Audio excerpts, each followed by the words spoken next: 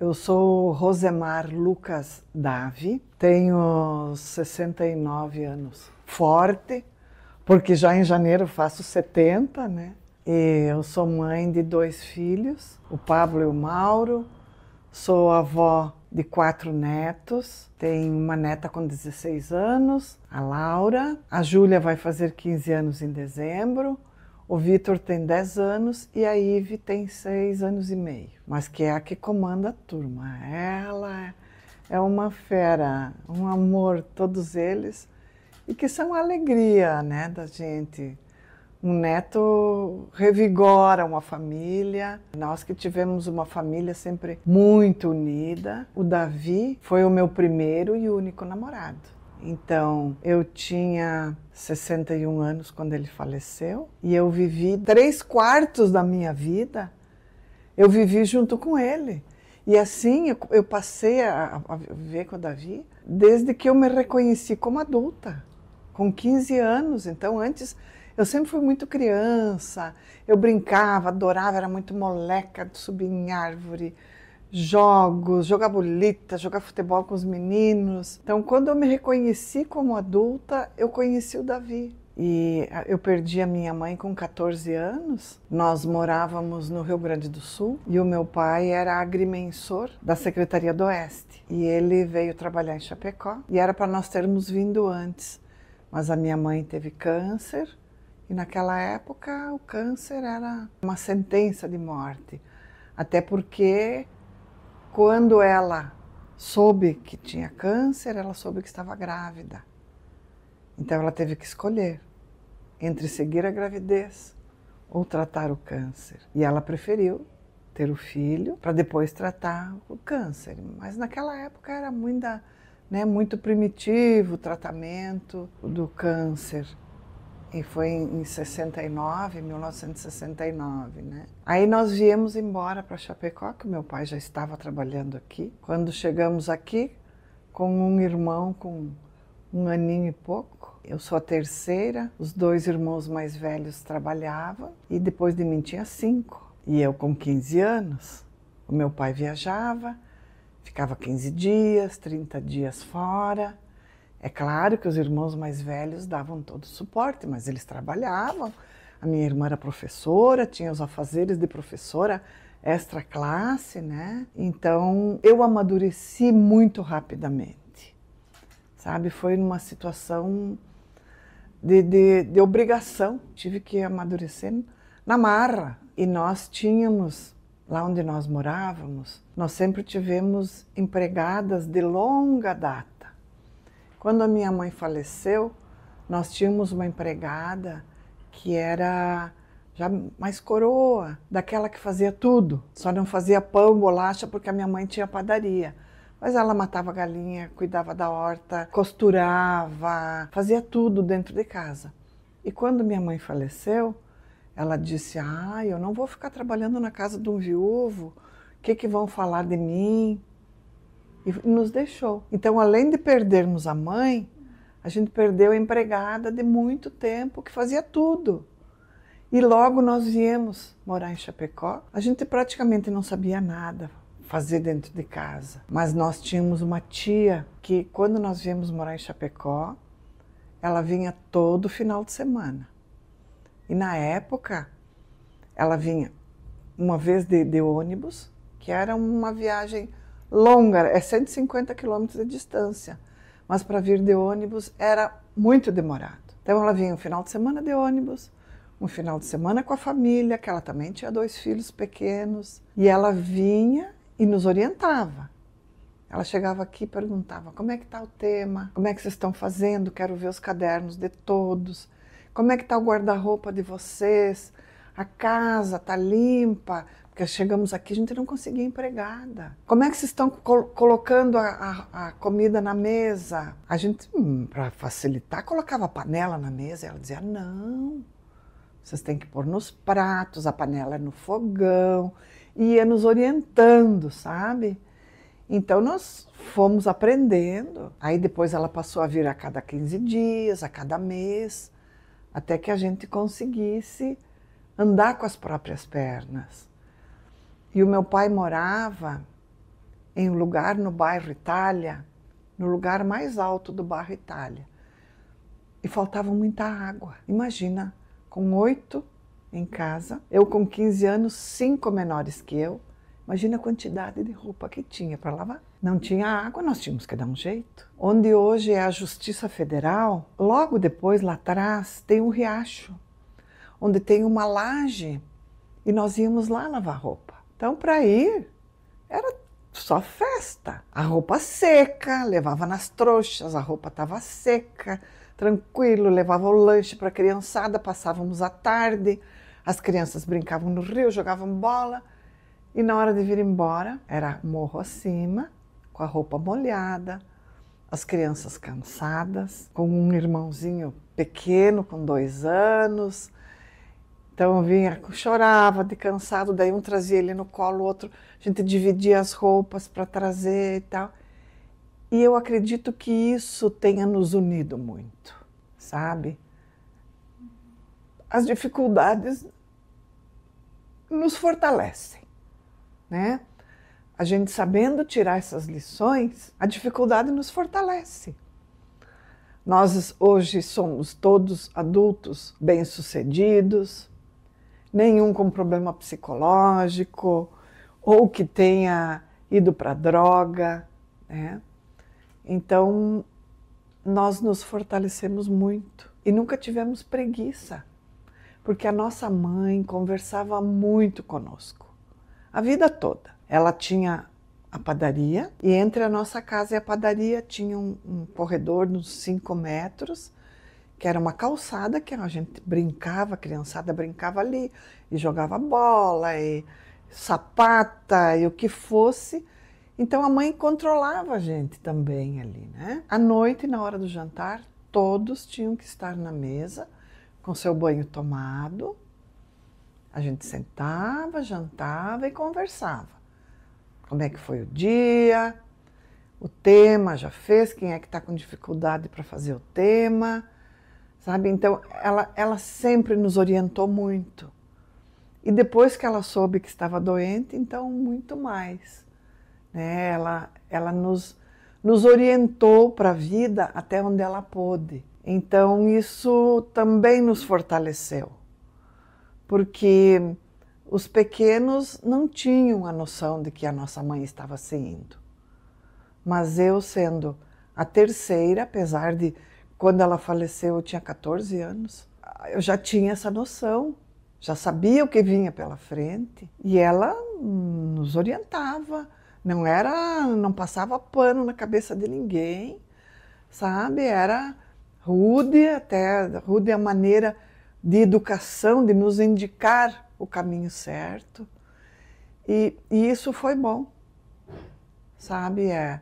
Foi uma lição que a gente aprendeu, que a gente tem que tratar a vida com clareza, com retidão e com direção certa, não ficar fazendo muito rodeio, que a vida exige. Não é porque a gente não tenha uma doença terminal que a gente saiba que não vai morrer daqui a pouquinho, né?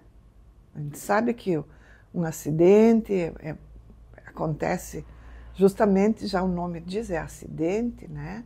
Não avisa, não marca a hora. Então, tudo que nós pudermos ir deixando alinhado na vida, eu acho que é a melhor coisa que se faz. E depois, o Davi também tinha essa maneira de pensar, né? Sempre foi deixando tudo muito organizado. Eu, com 17 anos, fui trabalhar no INCRA, fiquei um tempo lá, e daí eu vim para nossa casa, porque já precisava de mais pessoas aqui, e o Davi disse, não, tu tem que vir nos ajudar. E eu vim, e eu fazia de tudo, desde office boy, eu ia ao correio, o Davi era advogado, depois que pôs a imobiliária, ele ainda advogava para algumas empresas. Então ainda tinha trabalho de fórum, eu fazia tudo que uma pessoa que começa na empresa faz. E isso também foi muito bom, porque a gente acaba conhecendo, né, vivenciando e depois sabendo ensinar. Porque o que a gente não sabe fica mais difícil de ensinar, de cobrar dos colaboradores. E quando o Davi faleceu, nós estávamos com a empresa muito organizada. Tanto é que o inventário dele foi super rápido, foi fácil de fazer, porque estava tudo organizado. Ele era uma pessoa que conversava muito, nós dois conversávamos muito, desde que éramos namorados. Nós estávamos juntos, a gente estava conversando o tempo inteiro, sabe? Então não tinha alguma coisa, quando ele faleceu, não tinha nada que eu não soubesse, que os filhos não soubessem dentro da empresa, que facilitou muito. Quando eu vim morar em Chapecó, eu estava na metade da 4ª série do ginásio, que hoje corresponde à 9ª série. Aí terminei, foi em 70, e eu fiz o científico, que correspondia, na época tinha o científico e o contador. O contador já era mais profissionalizante, a pessoa saía, já podia ir trabalhar em escritório e tal, né? Mas eu queria fazer alguma coisa da área de saúde. Eu fui para o científico. Quando eu terminei o científico, em Chapecó não tinha nada nessa área para universidade, né? Aí eu não fiz. Tinha todo aquele monte de irmão, aí a gente, né, também um pouco de responsabilidade nisso. Não fiz faculdade. Depois eu fiz formação em técnico em imobiliária. Sou corretora, técnico em transações imobiliárias. Fiz um curso de 3 anos pela Ubra e essa é a minha formação de toda a vida. É que ensina muito. E o Davi fez direito em Cruz Alta. Quando ele estava no último ano de direito, comprou um curso de direito imobiliário, que seria como hoje é o EAD. Na época vinha pelo correio as apostilas, estudava, respondia, mandava de volta e vinha. Nós já estávamos casados nesse tempo e eu estudei junto com ele. Nós acabamos estudando junto, respondíamos, debatíamos. Então, o título foi para ele, mas eu acabei aprendendo, né, o que foi de grande valia para mim depois, né, na empresa. E toda a experiência da empresa e a experiência da vida. Com 14 anos, quando a minha mãe faleceu, assim foi. E com 15 anos vir para Chapecó, ter todos os irmãos o dia inteiro ali sob minha responsabilidade, apesar de os 2 irmãos mais velhos sempre darem muito suporte. Mas isso tudo ensinou muito, né? A gente muita coisa errou, mas foi aprendendo com os erros.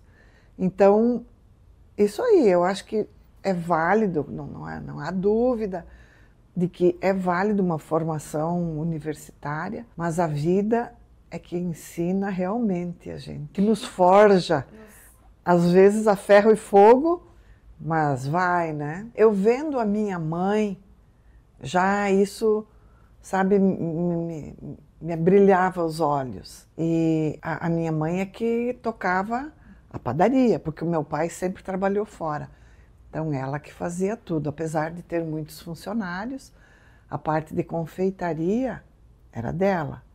Então ela levantava muito cedo, de madrugada, e ela tinha muitas varizes nas pernas. E eu me preocupava com isso, que se ela estiver lá de madrugada, às vezes ela começava a trabalhar, os empregados ainda não tinham chegado, e eu pensava, se arrebentar uma varize, ela, né, pode morrer sozinha ali. Às vezes eu levantava e ia junto com ela. Mas é claro, de madrugada, uma criança lá, eu ficava um pouquinho com ela e acabava dormindo. Mas isso também, ela foi ensinando a maneira que ela trabalhava, como ela comprava os suprimentos. Então, isso tudo a gente lembra muito. E acho que aí eu já tive um pouco desse espírito empresarial. E depois ter que administrar uma casa, quando viemos morar em Chapecó. Mas realmente eu, na prática, foi com o Davi. E o Davi foi uma pessoa que sempre valorizou muito o meu trabalho. Ele não era machista, ele me inseria sempre no contexto da empresa. Eu sempre me senti muito à vontade para opinar, para trocar ideia.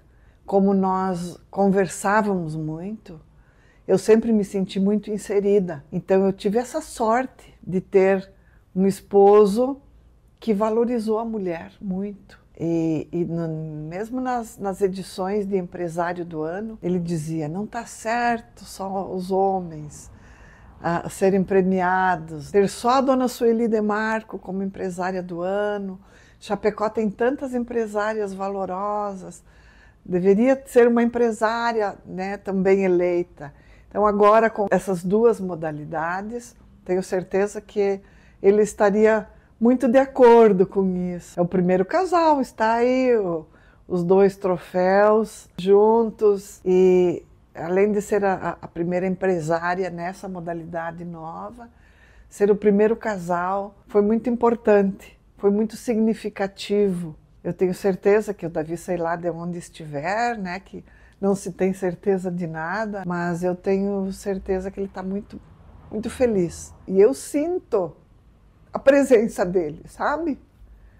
Por muitas vezes eu sinto a orientação dele, eu posso dizer. Se a gente está com alguma dúvida aqui na empresa ou mesmo na família, aquela noite eu vou sonhar com ele, ele vai me orientar. Porque eu sonho muito com ele. São raras as vezes que eu não sonho. E assim são sempre sonhos bons, sonhos leves. Nunca uma coisa de pavor, de que como se ele estivesse morto. Não, eu sempre sonho com ele do meu lado, conversando, falando. Às vezes uns sonhos meio viagem, né? Mas sempre muito tranquilos. Ele muito bem, eu tratando com a situação da morte dele muito bem. Então eu acho que deve existir alguma coisa além da nossa vida aqui e que eles estão nos orientando. Eu acho que o empresário, antes de tudo, tem que ser correto, tem que ter uma índole muito firme e tem que ter vontade de aprender, tem que ter essa ânsia de buscar, de melhorar, ter essa firmeza no seu negócio, querer aprender, inovar e humildade de saber que nós não somos donos da verdade, que não fazemos nada sozinhos, que precisamos de pessoas que venham aí com inovações, saber que temos nossas limitações. Depois de uma idade, a gente sabe que é bem mais difícil aprender as coisas. Com essa tecnologia, eu peço para os meus netos, como que faz aqui, né? Aí elas dizem, vó, mas isso aqui eu já te ensinei. Ah, mas eu não usei. Faz tempo que eu não uso, já não me lembro mais, porque eu não sou muito adepta das redes sociais, não fico postando toda hora. Então, quando eu vou postar alguma coisa da empresa, eu posto basicamente da empresa, né? Então, eu tenho que buscar de novo esse ensinamento. Então, nós temos que ter essa humildade de saber que não somos donos da verdade, que temos que trocar ideia com os funcionários. Nós temos na nossa casa um grupo de funcionários que está conosco há muito tempo. A empresa tem 44 anos, nós temos um funcionário com 42 anos. E temos um grupo com mais de 35, com mais de 30, e que são pessoas que sabem muito qual é a vivência da nossa casa, sabem como que é o nosso caminho, qual é a nossa maneira de trabalhar. Então, eu acho que é bem importante nós formarmos um grupo e termos vontade de trabalhar, acreditarmos no nosso potencial, não pensar que sabemos tudo, mas também não pensar que sabemos nada e seguir em frente. Temos os percalços, temos as derrotas, mas não desanimar. Um dia após o outro, o empresário está cada vez mais difícil de se manter, tem muitas dificuldades no nosso país, todas as leis sempre cada vez espremendo mais o empresário, mas nem por isso vamos desistir. Sem dúvida foi a perda do Davi, né? Apesar de estarmos muito organizados, o Davi tinha um papel muito importante na empresa. Ele era relações públicas e ele, por ser advogado, ele tinha uma facilidade em todo o trâmite da área de locação, de venda. Então, foi o pior momento. Mas, além disso, nós tivemos anos antes, nós tivemos um problema com um prédio, que nós estávamos prestes a entregar o prédio. Já tinha uma família morando e o prédio, a fundação teve um deslize. A fundação estava sobre uma rocha e teve um deslize. E aí, até por sorte, havia pessoas morando, uma família morando lá, nos avisou, mas era a véspera de carnaval. Então, para nós encontrarmos os profissionais que precisávamos, foi muito difícil. Mas aí localizamos um engenheiro em São Paulo que faz os recalques em todos os prédios em Santos. Porque em Santos muitos prédios estão fora do prumo, né? E ele foi o engenheiro que fez a estabilização da fundação da maioria desses prédios. Aí ele veio e nós passamos a noite ali, diligentes, vendo se aumentava as rachaduras e tal. E o Davi teve uma ideia. Lembrou que tinha um amigo que tinha aquelas vigas em forma de I, que é onde correm os trilhos do trem, que aquilo é muito forte, e são vigas grandes, porque nós botávamos escora próximo do pilar que estava cedendo, e a escora afundava. Aí ele lembrou, mas vamos pôr uma viga aí, que daí ela está calcada em uma área maior, ela não vai afundar. E foi o que aconteceu. E assim, era de madrugada, nós fomos atrás desse amigo, tiramos ele da cama, tiramos o pessoal do guincho para buscar, trazer, colocar. Quando esse engenheiro de São Paulo chegou, ele disse, mas eu que sempre trabalhei com isso, nunca tive essa ideia. De quem foi essa ideia? Aí nós falamos, pois é de um advogado que teve essa visão. Então também nós não podemos nos limitar, porque não trabalha no ramo imobiliário, eu não vou contratar esse funcionário.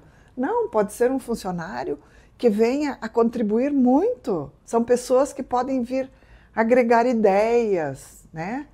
Temos que ter a mente aberta para todas as colaborações. A união que a gente tinha nesse momento do prédio, nós tínhamos uma união muito grande dentro da empresa e a gente conseguiu logo resolver o problema. E quando o Davi faleceu, a nossa união dentro da empresa, na família e entre os funcionários. Além de estar organizada a empresa, do Davi ter deixado tudo bem organizado, nós éramos muito família. A nossa casa sempre teve esse espírito de família. Hoje eu tenho 2 irmãos que trabalham aqui, uma sobrinha e um cunhado. Mas eu já tive 4 irmãos trabalhando na empresa, 3 sobrinhos e um cunhado. Então, além da família de sangue, a família dos agregados funcionários, colaboradores. Nós sempre os tratamos como família, com muito respeito, e a reciprocidade é verdadeira. Então, acho que isso dá essa força para nós continuarmos quando acontece algum percalço. Eu vejo o futuro com muito otimismo, porque apesar de ter uma geração nova aí que não está muito firme, me parece, que não sabe muito bem o que quer, que eu vejo, nós temos jovens aprendizes na empresa, e nós conseguimos absorver vários deles.